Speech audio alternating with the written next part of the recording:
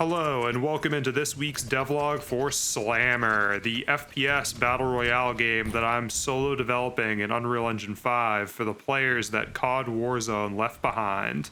I got quite a bit done this week, so let's get right into it. First, I made a very simple but key tweak to the way that the lockdown objective was balanced. I'm not sure if you noticed, but last week in the devlog we were getting absolutely destroyed when trying to win the lockdown objective, and that was partly because of the way that I balanced it.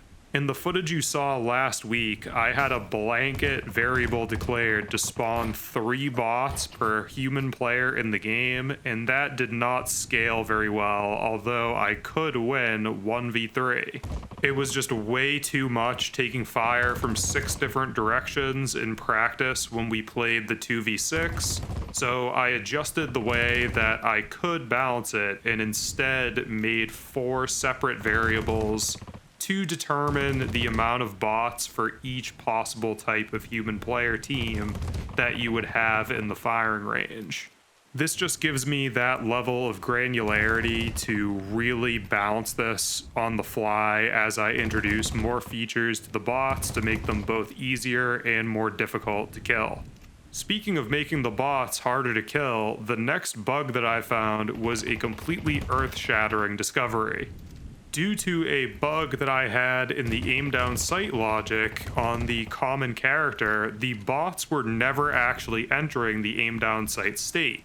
So this meant that when the bots very far away were shooting at me and I was balancing for that, they were just hip firing from an absurdly long distance, usually with a sniper rifle out. And as you can imagine, when I fixed this and they no longer had that random hipfire spread and were actually shooting where they were aiming, I could barely stand up when they were all aggroing me without dying immediately because they were essentially 100% accurate.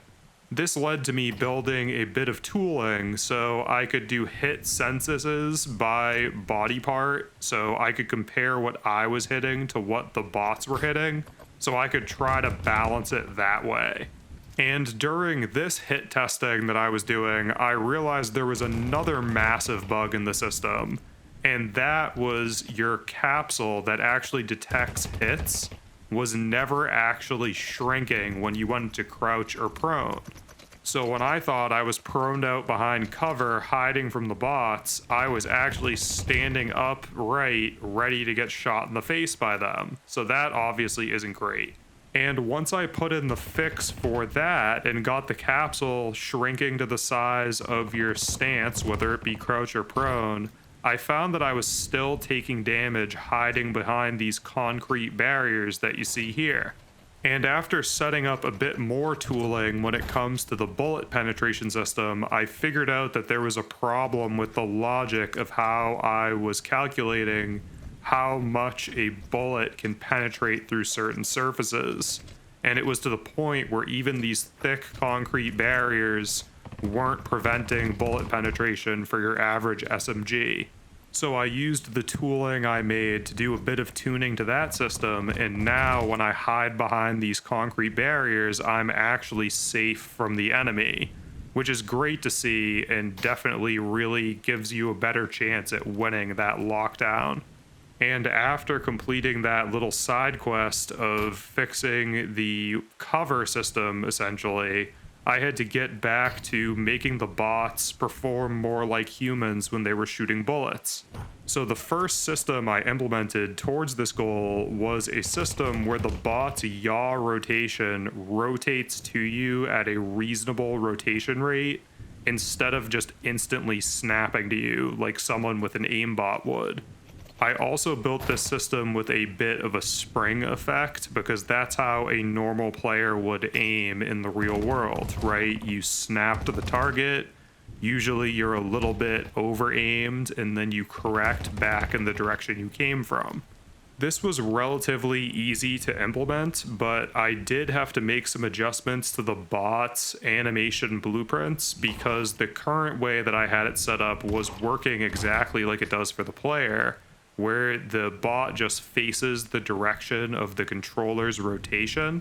But this looks incredibly jarring with that spring effect I mentioned, and sort of just looks like the bot is endlessly performing micro stutters back and forth, and it looked really bad.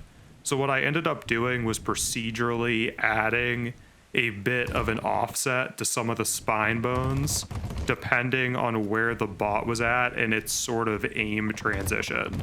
And quite honestly, this system still has quite a bit of a ways to go to be properly balanced and to be the equivalent of fighting an average player in the game, which is my goal for the bots.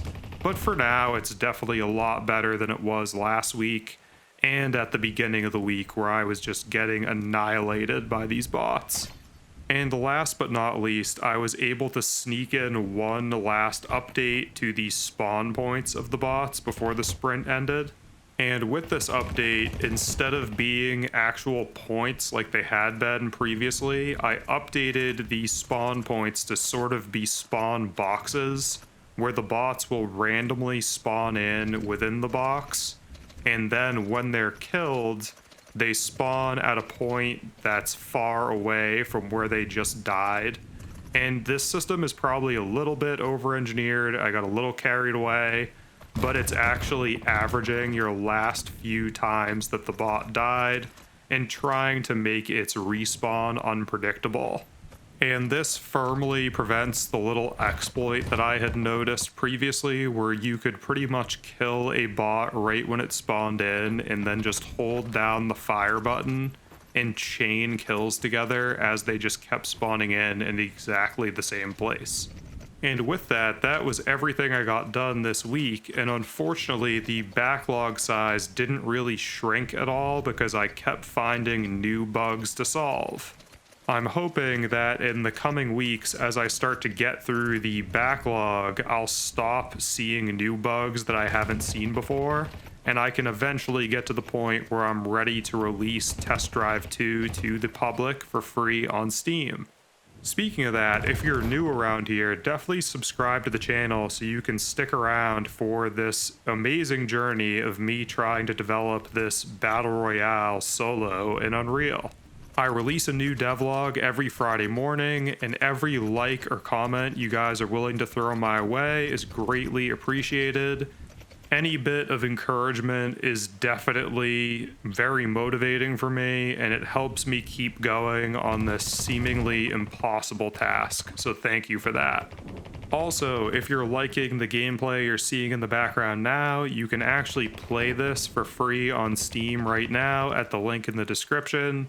This is the Test Drive 1 build that you're seeing now, so although there aren't features in there like hit markers, the bots shooting back, and all that kind of stuff, you can still hop in with up to 3 friends, shoot some bots, try out the loadout system, and let me know what you think if you do. And with all that being said, I've been Steve, thank you so much as always for watching, and I'll see you next week.